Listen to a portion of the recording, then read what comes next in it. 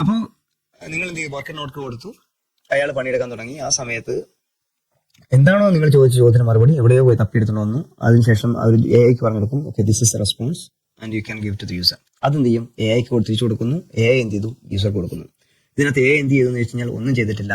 A I എക്സ്കലേറ്റ് ചെയ്തു. ആരോട് ചോദിക്കണം എന്നുള്ള ഒരു ചോദ്യം മാത്രമേ ചോദിച്ചിട്ടുള്ളൂ. അതിനപ്പുറത്തേക്ക് വേറെ ഒന്നും ചെയ്തിട്ടില്ല. ഇതാണ് ആർട്ടിഫിഷ്യൽ ഇന്റലിജൻസ്. ബ്രെയിൻ ചെയ്യുന്ന അറിയാലോ, ബ്രെയിൻ എങ്ങനെ ചെയ്യുന്ന, സിഗ്നൽസ് പാസ് ചെയ്യും. ജോലി ചെയ്യുന്നൊക്കെ കൈയുണ്ട്, കാലുണ്ട്, കണ്ണുണ്ട്, ചെവിയുണ്ട്, ഇതാണ് ജോലി ചെയ്യുന്നത്. ബ്രെയിൻ എന്ത് ചെയ്യുന്നു, സിഗ്നൽസ് പാസ് ചെയ്യുന്നു. നമ്മൾ എപ്പോഴെങ്കിലും സിഗ്നൽ കട്ടാവുകയാണെങ്കിൽ നിങ്ങളുടെ കൈ അനങ്ങത്തില്ല, കണ്ണടയത്തില്ല, വാ തുറക്കത്തില്ല. അതാണ് ഇമ്പോർട്ടൻറ്റ്. നിങ്ങളുടെ കൈ പണിയെടുക്കലല്ല ഉദ്ദേശം. നിങ്ങൾ ഈ കൈ പൊക്കേണ്ടത് ഏത് സാഹചര്യത്തിലാണെന്ന് മനസ്സിലാക്കലാണ് ഇന്റലിജൻസ്.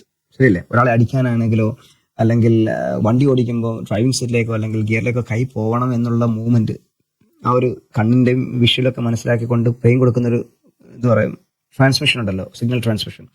ആ ട്രാൻസ്മിഷൻ കൊടുക്കലാണ് ഏതൊരു കാര്യവും ചെയ്യുന്നതിനെക്കാട്ടിലും വലിയ പ്രധാനപ്പെട്ട. അതുകൊണ്ടാണ് ആർട്ടിഫിഷ്യൽ അത് ഇന്റലിജന്റ് ആണെന്ന് പറയേണ്ട കാര്യം. എപ്പോൾ നിങ്ങൾ പറഞ്ഞു കൊടുക്കണ്ട ഇത് ഇന്ന കാര്യം ചെയ്യാനാണെന്ന് പറഞ്ഞു കൊടുക്കണ്ട, അതാണ് ഇന്റലിജൻസ്. അപ്പൊ ഈ ലോജിക്ക് മനസ്സിലാക്കി കഴിഞ്ഞാൽ നമുക്ക് മനസ്സിലാവും എ ഐ എന്ന് പറഞ്ഞിട്ടൊരു ഓർക്കസ്ട്രേറ്റർ ഉണ്ട്. ഓർക്കസ്ട്രേറ്റർ എന്ന് പറഞ്ഞാൽ അയാളാണ് പണിയെടുക്കുന്നത് പ്രധാനമായിട്ടും. എന്നാൽ അയാൾ കൃത്യമായിട്ട് ലോജിക്ക് മനസ്സിലാക്കുന്നില്ല. അയാൾ എന്ത് ചെയ്യുന്നു, മറ്റുള്ളവർക്ക് ഡെലിഗേറ്റ് ചെയ്ത് കൊടുക്കുന്നു മാത്രം. അപ്പൊ ഇതിനെയാണ് നമ്മൾ ഓർക്കസ്ട്രേറ്റർ അല്ലെങ്കിൽ അഗ്രിഗേറ്റർ എന്ന് വിളിക്കുന്നത്. എല്ലാ ലോജിക്കും അഗ്രിഗേറ്റ് ചെയ്യുന്നത് ഇയാളുടെ കീഴിലായിരിക്കും.